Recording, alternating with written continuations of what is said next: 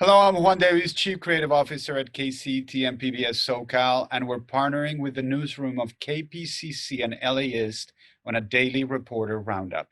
Let's start with you, Sharon. You were up there at Mount Wilson seeing what happened with Bobcat Fire.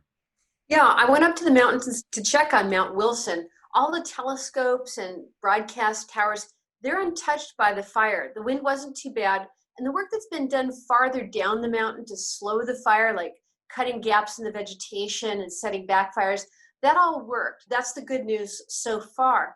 The bad news is that the east facing slope below that historic and costly equipment is still burning. So the danger of fire coming up the slope and burning things still remains high. There's fire engines stationed all over the place, and there's fire hose laid out ready to be connected to water trucks so that they could spray high pressure water on any flames. So firefighters are bracing for another night of keeping the observatory grounds safe from fire.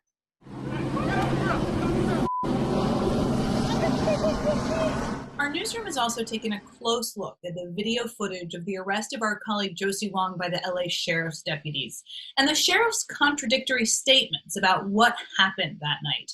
Aaron's been deep in that reporting. Yeah, so both the sheriff's department and the sheriff himself have put out false or misleading information. One thing that Sheriff Alex Villanueva has said is that Josie Wong did not identify herself as a reporter. And that's wrong. We know it's wrong because the video shows that she did and that the deputies on scene were talking to her and calling her a reporter. Another issue Villanueva has made is about her credentials, but not having press credentials is not a crime. And Josie did have her work identification, and reporting on a public street is First Amendment protected activity. A third issue that Villanueva has brought up is that Josie supposedly jumped the line between reporting and activism. This is based on his belief, mistaken belief, that KPCC published a story about deputies partying without masks in Hollywood in August. That wasn't us. We didn't publish the story. And so that Villanueva is saying that's the reason he's making this accusation. I think it's groundless, it's fair to say. So those of us in the newsroom are really concerned about these falsehoods about our colleague. We're really concerned about the arrest of our colleague while she was doing her job, and we think it's important to set the record straight. Frank has been reporting on how the shooting of two sheriff's deputies is changing the relationship between law enforcement and the communities that they serve. Yeah, we know the tensions already were high between police and a lot of communities of color as a result of the killing of George Floyd, and the resulting massive protests.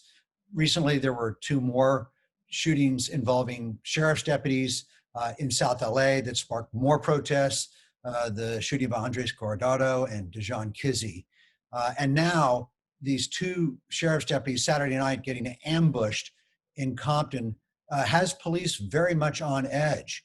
And I think the big question folks are asking is whether or not the shooting of these deputies is in any way connected to community anger over police shootings. There's been no evidence of that yet. The suspect or suspects remain at large, so we do not know their motives. But I can tell you, police officers, sheriff's deputies are on edge right now. And finally today, our newsroom continues to cover the census. Eric went to Linwood to get a reality check about whether people have filled out their census forms and if anyone came to knock on their door to encourage them to do it.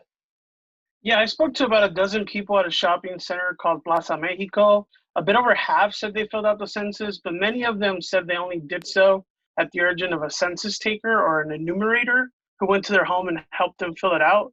That's an important distinction because the Trump administration has made efforts to shorten the constitutionally mandated census by about a month.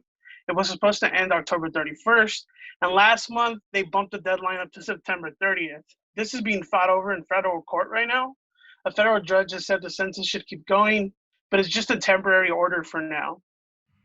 Well, thank you, Eric and Aaron. Hopefully, we will bring some clarity to Josie's incarceration last weekend.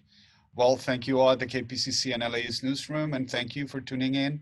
Stay healthy, take care of your family, your neighbor, and we will see you tomorrow.